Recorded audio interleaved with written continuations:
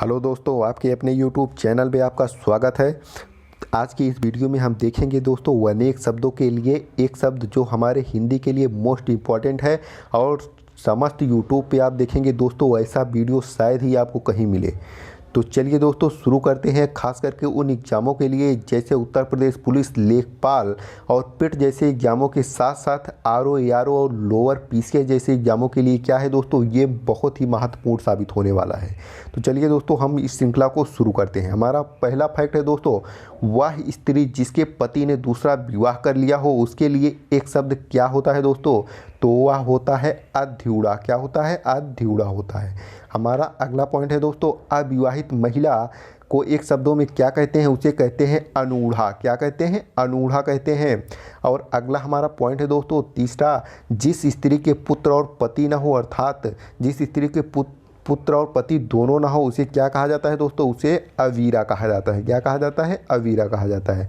हमारा अगला पॉइंट है दोस्तों, जो स्त्री सूर्य भी ना देख सके, अर्थात घर के अंदर रहने वाली स्त्री को क्या कहते हैं, तो उसे कहते हैं दोस्तों आसूर्य पस्या। क्या कहते हैं? आसूर्य पस्या।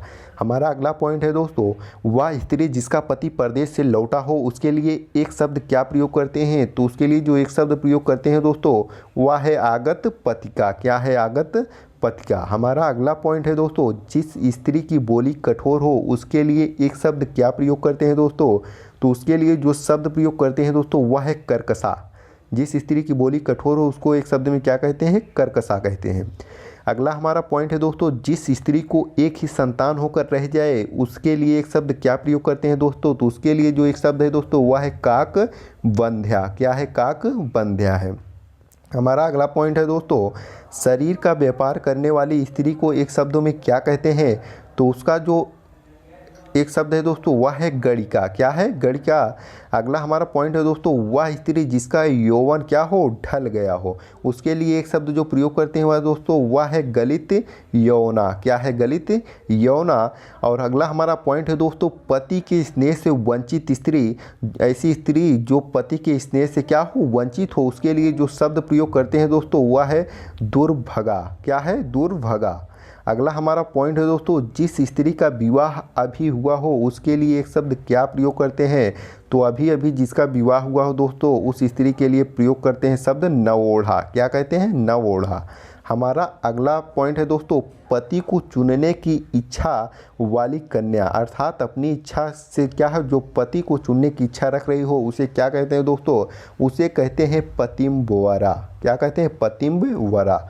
हमारा अगला पॉइंट है दोस्तों, केवल अपने ही पति में अनुराग रखने वाली स्त्री के लिए एक शब्द क्या होता है दोस्तों, तो उसे जो ऐसी स्त्री जो केवल अपने ही पति में अनुराग रखे दोस्तों, प्रेम रखे, उसे क्या कहते हैं? पतिव्रता कहते हैं।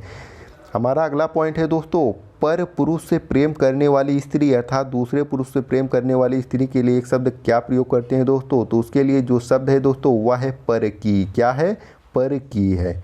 अगला हमारा पॉइंट है दोस्तों, पति द्वारा छोड़ी गई स्त्री के लिए एक शब्द क्या प्रयोग करते हैं दोस्तों, पति द्वारा जो छोड़ी गई स्त्री होती है दोस्तों उसके लिए क्या है? परित्यक्ता है। क्या है? परित्यक्ता शब्द का प्रयोग किया जाता है। हमारा अगला पॉइंट है दोस्तों, वह स्त्री जिसके हाल ही में शिशु उत्पन्न हुआ हो, अर्थात वह स्त्री जिसने हाल ही में शिशु को क्या किया हो, जन्म दिया हो, उसके लिए जो शब्द होता है दोस्तों वह क्या है? प्रसूता है। क्या है? प्रसूता है। हमारा अगला पॉइंट है दोस्तों, वह स्त्री जिसका पति दूर स्थान पर गया हो उसके लिए एक शब्द क्या है दोस्तों, तो वह स्त्री जिसका पति क्या हो, दूर स्थान पर गया हो, वह है प्रोषित पतिका। क्या है दोस्तों? प्रोषित पतिका है। हमारा अगला पॉइंट है दोस्तों, जिस स्त्री को कोई संतान न हो, अर्थात ऐसी स्त्री जिसको कोई संतान पैदा न हो उसे क्या कहते हैं एक शब्दों में, उसे कहते हैं बांझ। क्या कहते हैं? बांझ कहते हैं।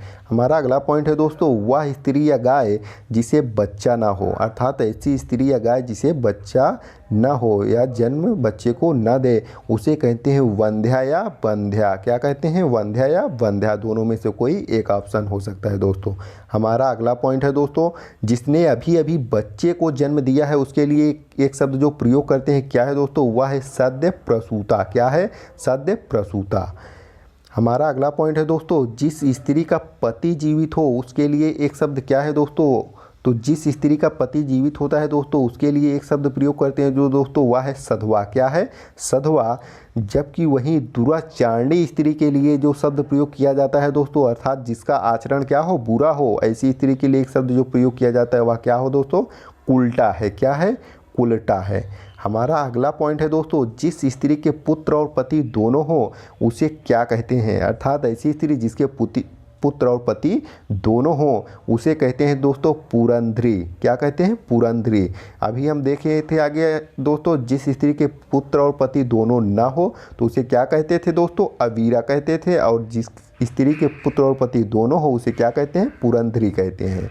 हमारा अगला पॉइंट है दोस्तों, जिस स्त्री जिसे पति ने छोड़ दिया हो उसके लिए एक शब्द क्या प्रयोग करते हैं? इसको देख चुके हैं दोस्तों, ये क्या है? परित्यक्ता। ऐसी स्त्री जिसका उसको पति ने छोड़ दिया हो उसके लिए एक शब्द क्या प्रयोग करते हैं दोस्तों?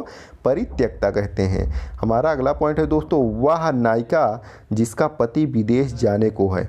ऐसी नायिका जिसका पति क्या हो? विदेश जाने को है, उसके लिए जो शब्द प्रयोग करते हैं दोस्तों वह है प्रवर्त्य पथिका। क्या है? प्रवर्त्य पथिका। ये रहे दोस्तों हमारे टॉप 25 पॉइंट जो हमारे एग्जाम के लिए क्या है? बहुत ही महत्वपूर्ण है दोस्तों।